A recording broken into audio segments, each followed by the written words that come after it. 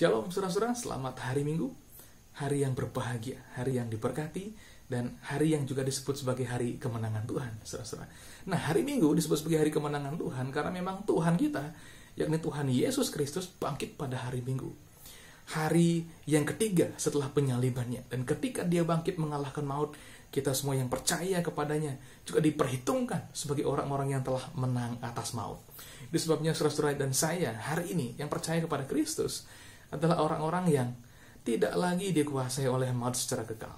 Namun kita adalah orang-orang yang diberikan anugerah hidup yang kekal. Kita bersama-sama dengan Tuhan sejak hari ini, sejak kita percaya sampai selama-lamanya, saudara-saudara. Itu sebabnya hari Minggu kita merayakan hari kemenangan Tuhan dan hari kemenangan kita juga. Nah, saudara-saudara, pada hari ini kita akan merenungkan sebuah tema yang menarik. Tema itu berjudul Anak-anak Allah dipimpin Roh Allah. Ya, anak-anak Allah dipimpin Roh Allah. Apakah saudara anak-anak Allah? Apakah saya juga adalah anak-anak Allah? Saudara-saudara, bagaimanakah ceritanya ada istilah anak-anak Allah? Istilah anak di dalam Alkitab berarti bahwa kita adalah ahli waris. Jadi kalau kita disebut sebagai anak-anak Allah, kita adalah orang-orang yang mendapat berkat dari Tuhan, dijadikan milik kepunyaannya, dan mewarisi kerajaan daripada Allah itu sendiri, saudara-saudara. Betul kita manusia yang tidak layak, tapi ketahuilah, karena Tuhan Yesus datang ke dunia, menyucikan, menguduskan kita dengan darahnya, yakni menyelamatkan kita. Itu sebabnya kita dilayakkan untuk menjadi anak-anak Allah, untuk mewarisi segala yang menjadi karunia Allah dalam kehidupan yang kekal, saudara-saudara. Bahkan sejak kita percaya, penyertaannya, penyediaannya, segala janjinya sesungguhnya tersedia dan terbentang di hadapan kita. Jadi berbahagialah kita, karena kita adalah anak-anak Allah, saudara-saudara. Firman Tuhan berkata, Roh Allah memimpin anak-anak Allah. Roh Allah memimpin anak-anak Allah. Karena semua orang yang disebut sebagai anak-anak Allah dipimpin oleh Roh Allah, saudara-saudara. Nah, bagaimanakah Roh Allah memimpin kita secara persis? Saya akan mengajak saudara pada hari ini merenungkan Roma 12 ayat 1 sampai 8. Ya, Roma 12 ayat 1 sampai 8 tentang bagaimanakah Roh Allah memimpin anak-anak Allah. Roma 12 ayat 1 saya akan bacakan bagi saudara-saudara sekalian. Karena itu, saudara-saudara, demi kemurahan Allah, aku menasihatkan kamu supaya kamu mempersembahkan tubuhmu sebagai persembahan yang hidup, yang kudus dan yang berkenan kepada Allah. Ya, firman Tuhan mengajak kita, mendorong kita untuk mempersembahkan tubuh kita kepada Allah sebagai persembahan yang kudus, yang hidup, yang berkenan kepada Allah. Mengapa demikian? Karena kita miliknya, saudara-saudara. Jadi ketika Roh Kudus sudah berdiam dalam diri kita, memateraikan kita sebagai milik Allah, Dia akan mengingatkan kita bahwa kita milik Allah, bahwa Dia adalah Bapa kita, dan bahwa kita adalah anaknya, saudara-saudara. Itu sebabnya ketika seseorang menerima Kristus, ada kesadaran yang dalam batinnya bahwa dia ada yang memiliki, bahwa dia ada yang mengasihi, bahwa dia ada yang memelihara, saudara-saudara. Siapakah itu? Yakni Allah, Bapaknya, saudara-saudara. Karena kita miliknya. Dan sebenarnya Allah Bapa yang memiliki kita berhak atas segala sesuatu dalam hidup kita. Namun demikian, Tuhan berkenan supaya kita betul-betul menghidupi hubungan, yakni relasi kita dengan Dia, saudara-saudara. Kita sebagai anak-anaknya, kita sebagai umatnya, sebagai ahli waris kerajaannya, Tuhan berkenan, Allah Bapa kita berkenan supaya kita secara rela mempersembahkan diri kita menjadi persembahan yang harum, yang kudus bagi Allah itu sendiri, saudara-saudara. Dan persembahan yang paling utama adalah diri kita sendiri, ya, diri kita sendiri. Tubuh kita ini yang bisa kita pegang ini, saudara-saudara, adalah milik Tuhan. Oleh karena itu, sudah sepatutnya hidup kita memuliakan Tuhan. Sudah sepatutnya hidup kita adalah untuk menggenapi kehendaknya, tujuannya bagi kita secara khusus pada masing-masing kehidupan kita. Saudara-saudara, hidup sebagai milik Allah itu hal yang sangat indah. Apa sebabnya?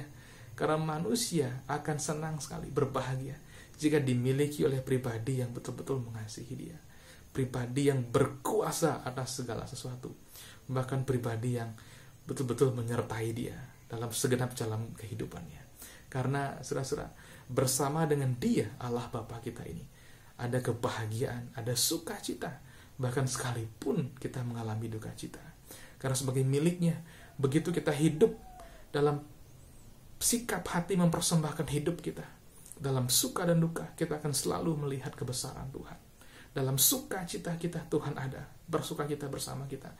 Dan dalam duka kita pun juga Tuhan ada, memberikan kita penghiburan, memberikan kita sukacita, menunjukkan jalan yang harus kita tempuh, sehingga kita bisa bangkit kembali, saudara-saudara. Dan rupanya ketika kita mempersembahkan tubuh kita kepada Allah Bapa kita, itulah sesungguhnya ibadah kita. Jadi kita beribadah bukan hanya ketika kita ada di gedung gereja, kita beribadah bukan hanya ketika kita memang bersama-sama berkumpul, menyanyikan pujian, berdoa, mendengarkan firman, tapi ibadah kita berlangsung sepanjang kehidupan kita. Jadi hari ini, kalau kita adalah orang-orang yang menjalani kehidupan sebagai orang-orang percaya, seluruhnya adalah ibadah kepada Tuhan. Dan setiap kita mempersembahkan tubuh kita kepada Tuhan, menyadari hal itu, dan berjalan di dalamnya, pada waktu itulah kita sebenarnya sedang beribadah. Jadi itu dia. Roh Kudus pertama-tama, Roh Allah pertama-tama akan menolong kita, memimpin kita untuk membuat kita sadar bahwa kita adalah milik Allah.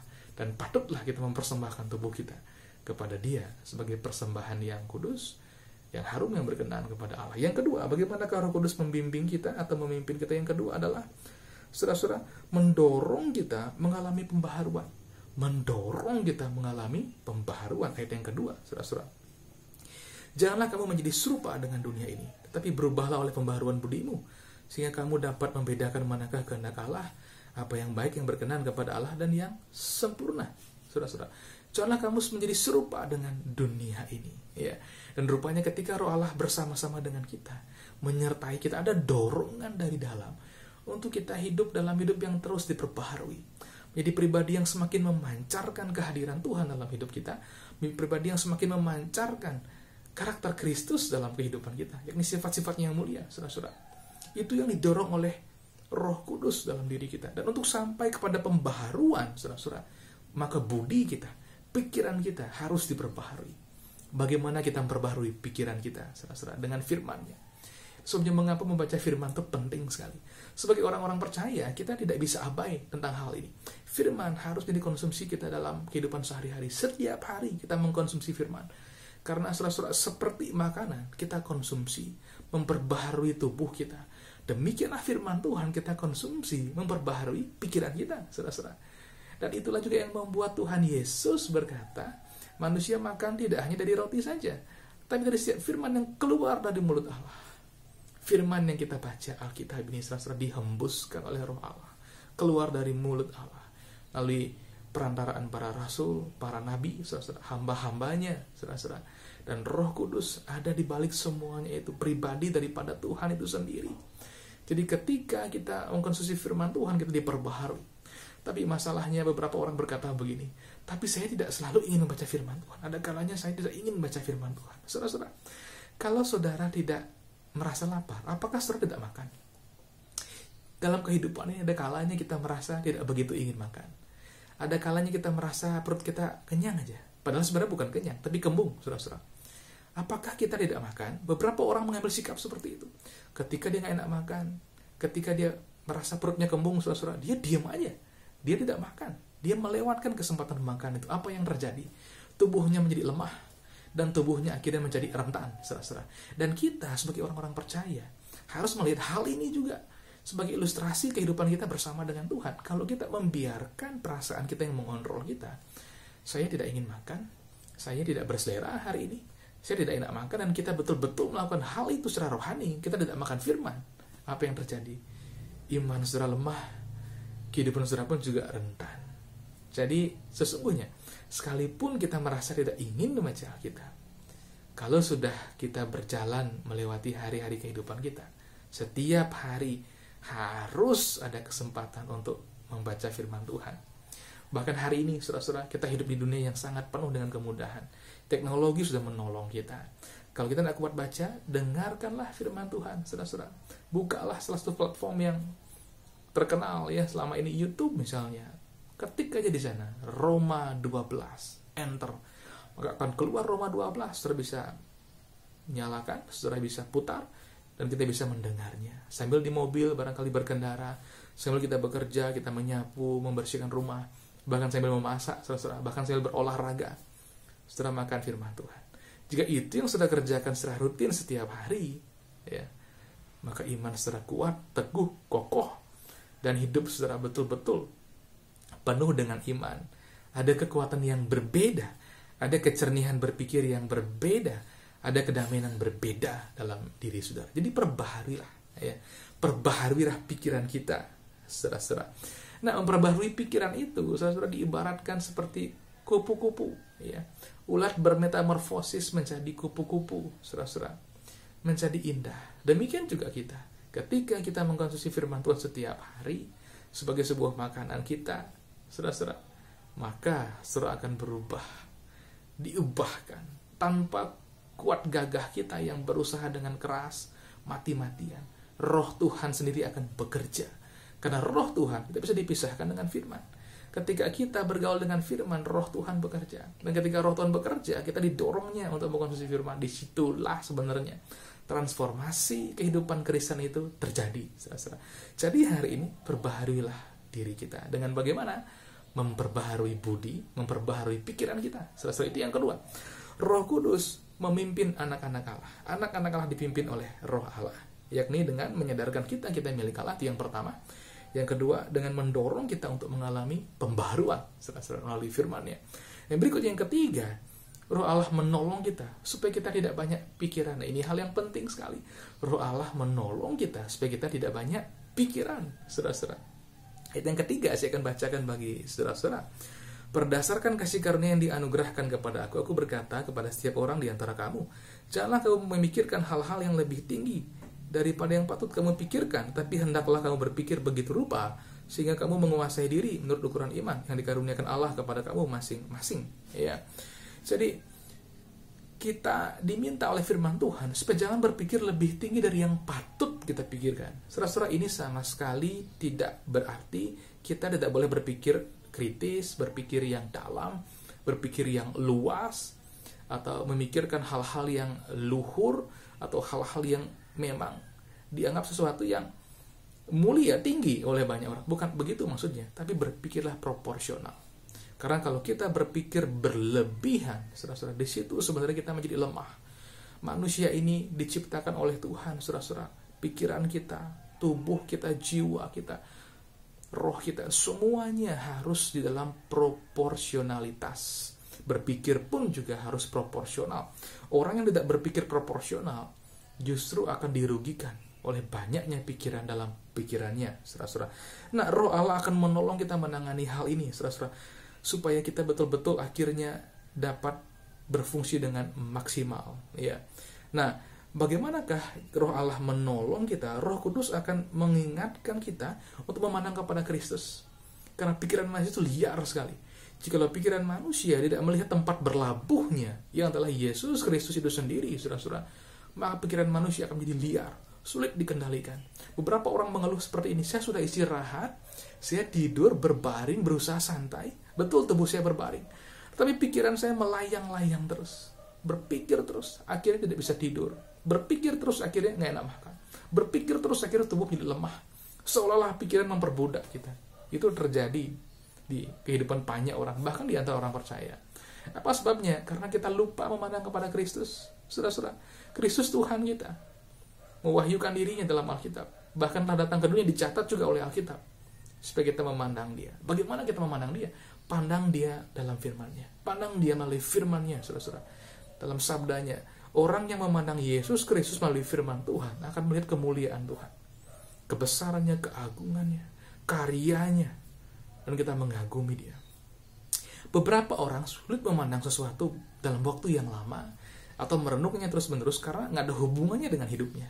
Manusia betul-betul concern dengan sesuatu yang ada hubungannya dengan hidupnya. Dan Tuhan Yesus datang, saudara-saudara, untuk membawa kita kepada dirinya, supaya kita terhubung kembali dengan Allah sebagai Bapa kita, dan terhubung dengan Dia, dengan dirinya.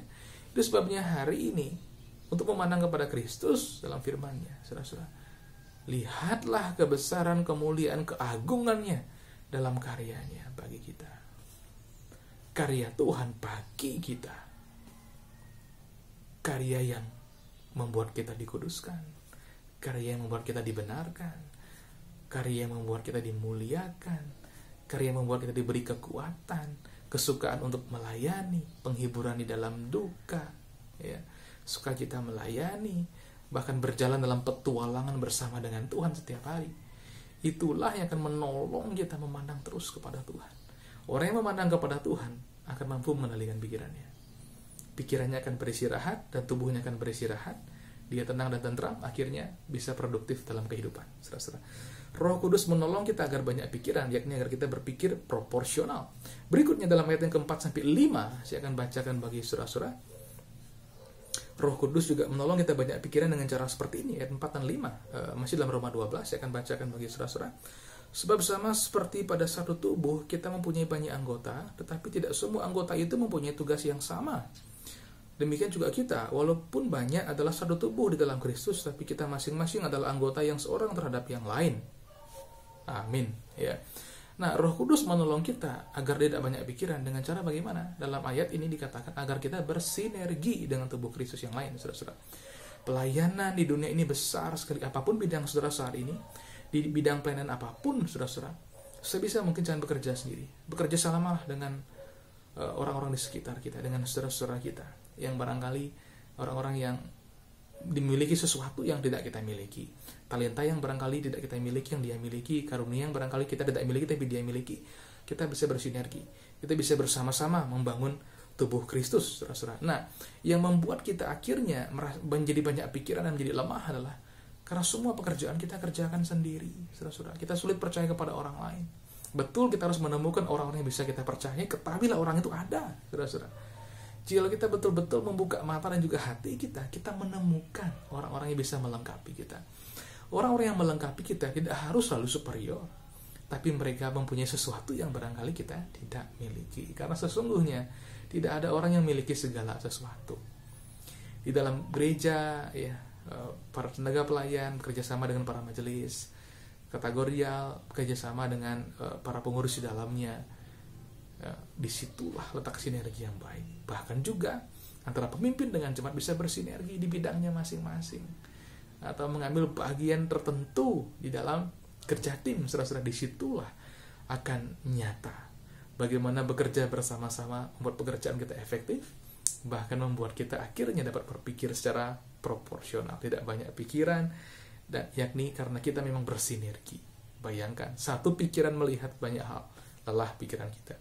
Tapi jika kita bisa menyatukannya dalam hikmat Tuhan, dalam kesatuan roh dalam Kristus Yesus, di situ, saudara-saudara, kita betul-betul akan dimampukan oleh Tuhan bekerja dengan lebih efektif dan betul-betul menghasilkan karya yang besar, konsisten, berkesinambungan, dan menjadi berkat.